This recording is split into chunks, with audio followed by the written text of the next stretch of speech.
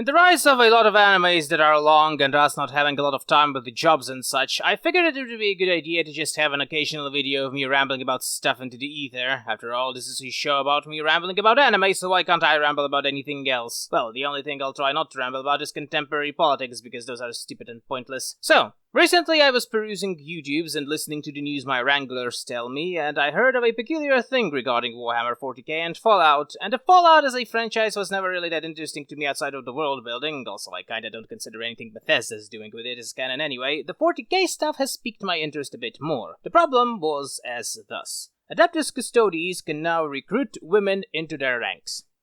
To explain why this is bad, I need to briefly explain about 10 to 15 years worth of fandom conflicts. Well, anyway, there's this faction in the 40k universe called the Space Marines, or Adeptus Astartes. They are genetically engineered super soldiers that are considered to be the poster boys of the setting, to the point where they're oftentimes the only thing people actually know about the setting. They canonically can't be women. There are many explanations to this. My personal explanation is because of the gene seed. All Space Marines are created by the same process. They take a young boy and implant organs or gene seed created from the genetic code of a Primarch. Primarchs are specially grown superhumans of the Emperor.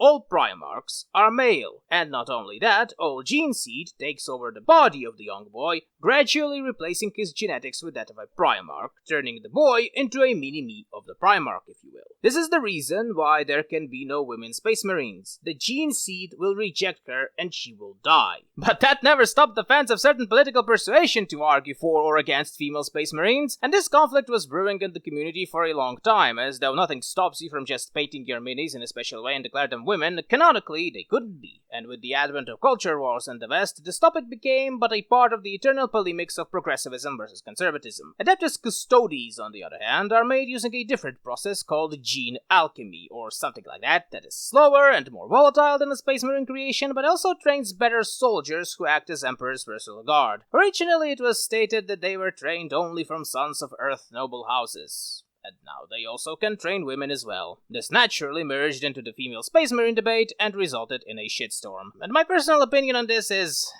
meh. Nothing in the process of their creation states against this as far as I'm concerned. I don't care about the whole bioessentialist argument of women not being stronger than men, and even though I understand the difference between Warhammer and Star Trek is the lore, if lore doesn't matter then nothing matters, such changes are really not that unusual for Games Workshop that routinely adds and remakes pieces of lore. Let's be real here. Tau, Leagues of Wotan, and Necron rework had done more damage to the 40k canon than female Custodes ever will. Hell, if we limit this to the scope of Imperium, Primaris Space Marines and the entire Horus Heresy novels have done more damage to the 40k canon than female Custodes ever will. But that's not the most interesting part to me. I was more interested in trying to explain to people why those people are so mad about such an insignificant change, as one of the most common arguments against such people is, this is just a game, none of this is real, grow up. And I think I've come up with a good explanation for why.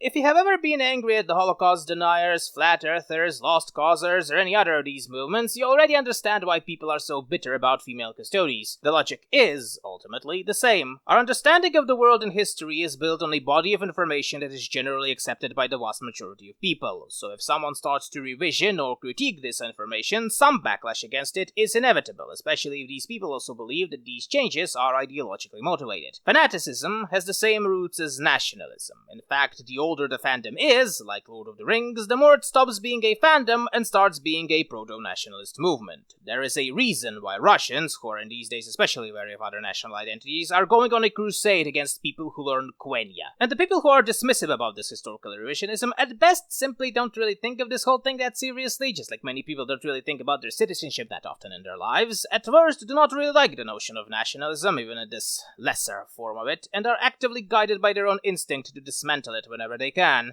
Well, what can you do? Me? I'm going to do my own project instead. It's much more fun, and also unlike fans of 40k or Fallout, we are not subject to the whims of beings we cannot control.